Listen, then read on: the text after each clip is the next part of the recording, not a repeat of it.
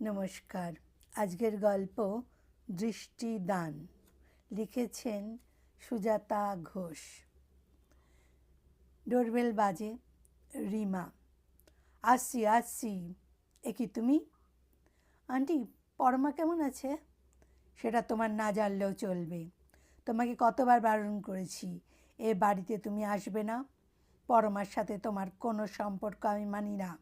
আর একটা কথা পরিষ্কার জেনে রাখো ফারহান, আমার মেয়ে সুস্থ হয়ে হসপিটাল থেকে ফিরে এলেও তোমার সাথে ওর বিয়ে আমি কিছুতেই দেব না। কাজেই ওকে ভুলে যাও আর আমাকে একটু শান্তি দাও। আমার অপরাধটা কী আন্টি? আমি পরমাকে ভালোবাসি। ওকে বিয়েটা এখন আমার লক্ষ্য নয়। ও সুস্থ আছে কি না সেটা জানা আমার প্রয়োজন।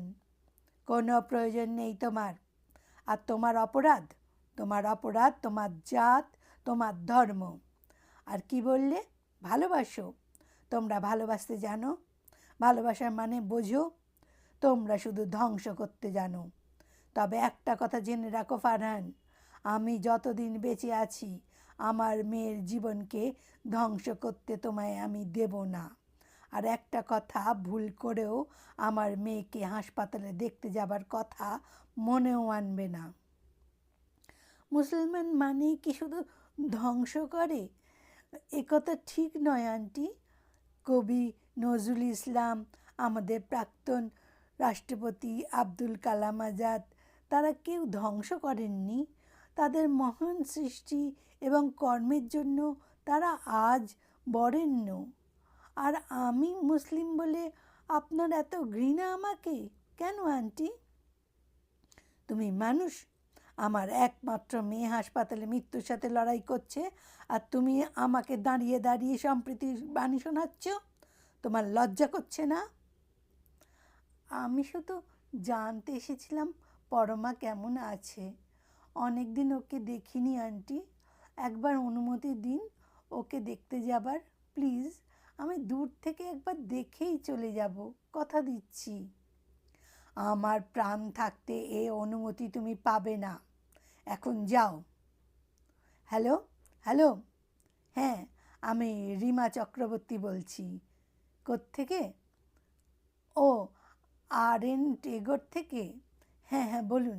ডাক্তার শুভব্রত দত্ত কথা বলবেন? হ্যাঁ দিন। নমস্কার ডক্টর দত্ত, বলুন কি বললেন?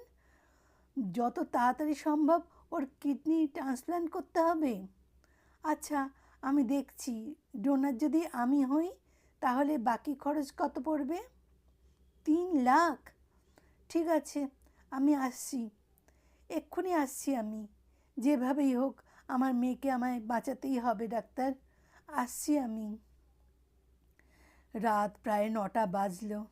এখনও তো হাসপাতাল থেকে জানালো না আমার সব রিপোর্ট পরীর সাথে ম্যাচ করলো কি না।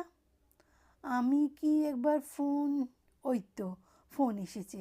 হ্যালো, হ্যাঁ, আমি রিমা চক্রবর্তী বলছি। কি বললেন? আমার সাথে পরমার এই ছেলে ম্যাচ করেনি? তা কী করে হয়? আমি ওর মা।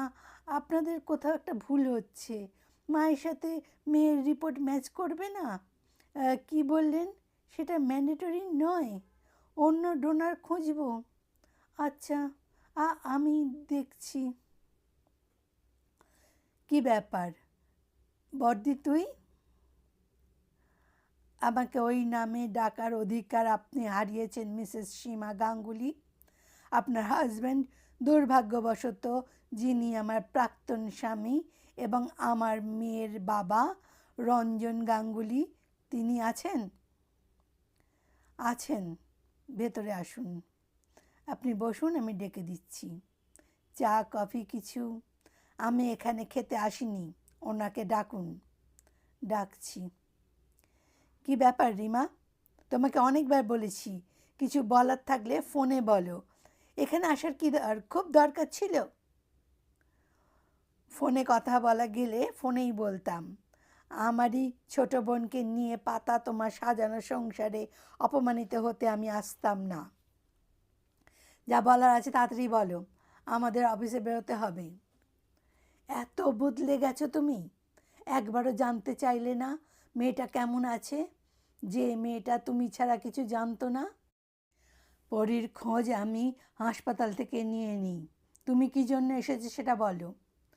রঞ্জন রঞ্জন ডাক্তার বলেছে পরীর একটা কিডনি ট্রান্সপ্লান্ট করতে হবে, তবেই ওকে বাঁচানো যাবে। আমি দিতে চেয়েছিলাম একটা কিডনি, কিন্তু সব পরীক্ষা করে ওরা জানালো আমার সাথে পরীর এই ছেলে ম্যাচ করেনি। তাই বলছিলাম তুমি যদি যদি একবার সব টেস্টগুলো করাও, যদি তোমার সাথে ওর সব কিছু ম্যাচ করে যায় তবে। সরি রিমা, আমি এই বয়সে কিডনি ডোনেশনের রিস্ক নিতে পারবো না। সীমার দায়িত্ব যখন লিগালি নিয়েছি, ওকেও তো আমায় দেখতে হবে। দায়িত্ব? ওই শব্দটা তোমার মুখে মানায় না রঞ্জন। তোমার যদি কিছু টাকা লাগে বলো, আমি না হয়। থাক, তোমার দয়ার দানের ওপর আমি বা আমার মেয়ে কোনোদিনও নির্ভরশীল ছিলাম না, আজও নেই, আগামী দিনেও হব না। টাকার দরকার হলে ডিভোর্সের সময় মোটা অ্যালিমনি ক্লেম করতাম, কিন্তু আমার সেলফ রেসপেক্ট সেটা করতে আমায় পারমিট করেনি। চলি। বড় সরি রিমা দেবী, আমি একবার চেষ্টা করে। সীমা, তুমি ভেতরে যাও। অনেক অনেক ধন্যবাদ আপনাদের, চলি। কি করি এখন, কোথায় পাই ডোনার? টাকাটা জোগাড় হয়ে যাবে আমার কিছু গয়না বেচলে, 3 লাখ টাকার বেশিই পাবো, কিন্তু ডোনার? আচ্ছা, হসপিটালে একবার বলবো, কেউ যদি টাকার বিনিময়ে একটা কিডনি আমার মেয়েকে দেয়। ওই ফোন বাজছে, হসপিটাল থেকেই ফোন করছে। হ্যালো, হ্যাঁ বলছি। কি বললেন? ডোনার পেয়ে গেছেন? তার সাথে সব রিপোর্টও পরমার সাথে ম্যাচ করে গেছে? আজ বিকেলেই অপারেশন? আমি আমি টাকা নিয়ে 1 ঘন্টার মধ্যেই আসছি। একটা কথা, কে ডোনেট? যা, কেটে দিল। হে ঈশ্বর, তুমি আছো, এখন অপারেশনটা ভালোই ভালো হলেই হয়। যাই, গয়নাগুলো বেচে টাকা নিয়ে হসপিটালে যেতে হবে তাড়াতাড়ি। 7 ঘন্টা হয়ে গেল, এখনও অপারেশন চলছে। মেয়েটা আমার ঠিক আছে তো? শরীরটা কেমন যেন আনচান। ওই তো লাল আলো জ্বলেছে, ডাক্তার বেরিয়েছেন। ডক্টর ডক্টর, আমার মেয়ে কেমন আছে? ভালো আছে? Operation successful? আর যিনি ডোনেট করলেন তিনি কেমন আছেন? তিনি ভালো নেই, প্রচুর ব্লাড লস হয়েছে। ইমিডিয়েটলি ব্লাড না দিলে বাঁচার সম্ভাবনা কম। গ্রুপটাও রেয়ার, ও নেগেটিভ। আমার আমার blood group O negative doctor, আপনি আমার ব্লাড নিয়ে ওনাকে বাঁচান। Thanks sister.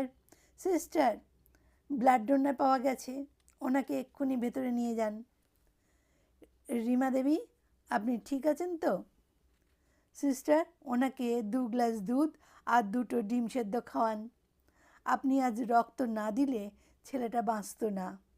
এই গ্রুপের রক্ত এই হাসপাতালে শুধু না, কলকাতা কোনো ব্লাড ব্যাংকে ছিল না।